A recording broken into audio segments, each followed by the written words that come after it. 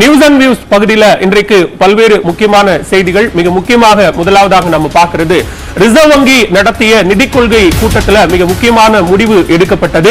மத்திய பட்ஜெட் தாக்கல் செய்யப்பட்ட பிறகாக தற்போது இந்த ரெப்போ வட்டி விகிதத்தை ரிசர்வ் வங்கி உயர்த்தி இருக்கிறது. அதாவது இந்த ரெப்போ வட்டி விகிதம் என்பது என்ன அப்படின்னா, வங்கிகள் ரிசர்வ் வங்கியிடம் பெறக்கூடிய கடனுக்கு விதிக்கக்கூடிய வட்டி தான் இந்த ரெப்போ வட்டி. இந்த ரெப்போ வட்டியை பொறுத்த வரைக்கும் 0.25% உயர்த்தி இருக்கிறது ரிசர்வ் வங்கி. ஏற்கனவே 6.25% இருந்த வட்டி இப்போ 6.5% உயர்த்தப்பட்டிருக்கிறது.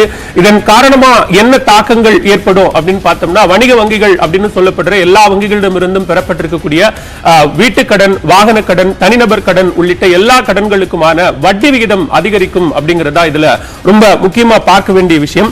இது இந்த இஎம்ஐ, அதாவது இந்த இஎம்ஐ கால்குலேஷன் எந்த அளவுக்கு உயர்ந்திருக்கிறது, சராசரியா ஒரு 20 ஆண்டுகளுக்கு இஎம்ஐ அப்படிங்கிற அடிப்படையில் ஒரு 25 லட்சம் ரூபாய் நம்ம கடனா வாங்கியிருந்தோம் அப்படின்னா அந்த தவணை காலமே கிட்டத்தட்ட ஒரு 14 மாதங்கள் அதிகரிப்பதற்கான வாய்ப்பு உருவாகும் இந்த ரெப்போ வட்டி விகிதம் உயர்ந்திருப்பதன் காரணமாக அப்படின்னு சொல்லப்படுது. ரொம்ப யோசிச்சுதான் இந்த முடிவை ரிசர்வ் வங்கி எடுத்தது அப்படின்னு ஆளுநர் சக்திகாந்த தாஸ் நேற்று செய்தியாளருக்கு சந்திப்பில் சொன்னாரு. பணவீக்கம் மற்ற நாடுகளை ஒப்பிடும்போது கட்டுக்குள்ளதான் இருக்கு. ஆனா இனிவரும் காலங்கள்ல, அதாவது இதே ஆண்டிலேயே 4வது காலாண்டுல கிட்டத்தட்ட 0.5 1% வரை 1% வரைக்கும் பணவீக்கம் என்பது அதிகரிக்கலாம். எனவே அதன் அடிப்படையில் நாங்க கொஞ்சம் கணக்கிட்டு இந்த ரெப்போ வட்டி விகிதத்தை உயர்த்தி இருக்கிறோம் அப்படின்னு சொன்னாங்க. அது மட்டுமல்லாம இந்த ரெப்போ வட்டி விகிதம் அதிகரித்திருப்பதன் காரணமாக கடன் பெறக்கூடிய அந்த அளவு என்பது குறைவதற்கான வாய்ப்பு இருக்கு அப்படின்னு சொல்லப்படுது. இந்த விவகாரத்தை பொறுத்த வரைக்கும் இதற்கு முன்னதாக, அதாவது ஏப்ரல் 2022 தற்போது உயர்த்தப்பட்டிருப்பது வரைக்குமாக கிட்டத்தட்ட 6 முறை இந்த ரெப்போ வட்டி விகிதம் என்பது உயர்த்தப்பட்டிருக்கு.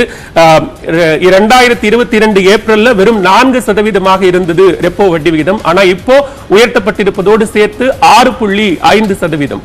இது கண்டிப்பாக கடன் பெற்றவர்களிடம் இருந்தா நிச்சயமாக இது எதிரொலிக்க கூடும்.